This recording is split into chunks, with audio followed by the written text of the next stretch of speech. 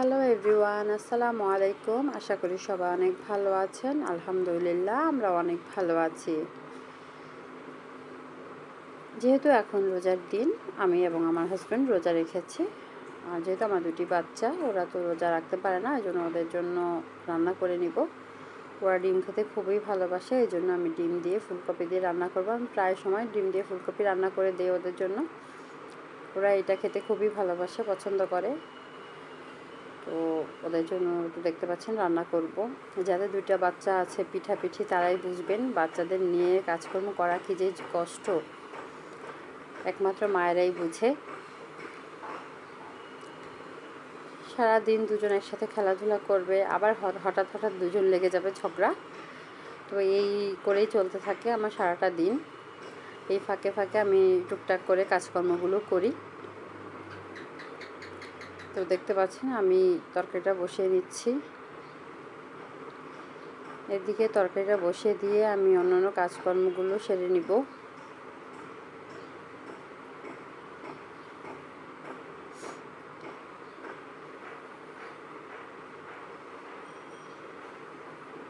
রান্নার ফাঁকে ফাঁকে আমি আবার গিয়ে দেখছিলাম বাচ্চারা কি করছে না করছে।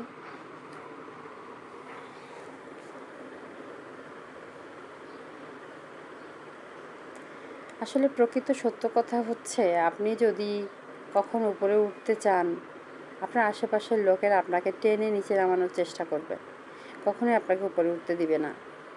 মানে এই পৃথিবীর কেউই কখনো অন্যের ভালো দেখতে পারে না, অন্যের ভালো চায় না।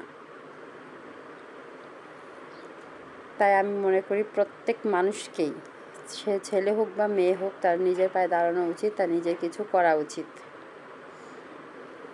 নাহলে কোনো না কোনোভাবেই সে বৈষম্যের শিকার হবে, হয় তার ফ্যামিলির মাধ্যমে, বা হয়তো ডিরেক্ট কেউ বলবে না, কিন্তু তাকে ঠিকই বুঝিয়ে দিবে যে সে কিছু করে না, সে বসে বসে খায়।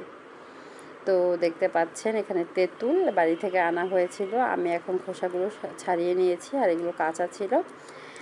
মেয়ে ঘুম থেকে উঠেছে, ওকে ব্রাশ দিয়েছি, ব্রাশ করে নিচ্ছে। আর এইদিকে আমি তেঁতুলগুলো একটা সেনিতে নিয়ে ছড়িয়ে দিচ্ছি। তো তেঁতুলটা এখন রোদে দিব। এই তো এই ফাঁকে আমি রান্নাঘরটা পরিষ্কার করে নিচ্ছি। আমার রান্নাঘরটা খুব বেশি বড় না, একদম ছোট একটা রান্নাঘর। আর এই যে বাড়ি থেকে আনা পেঁয়াজ, বাচ্চারা খেলা করছিল, তো ওদের আমি এরই মধ্যে গোসল করিয়ে দিয়েছি, ওরা খেলা করছিল। আর আমিও কাপড়গুলো ধুয়ে নেড়ে দিলাম ছাদে।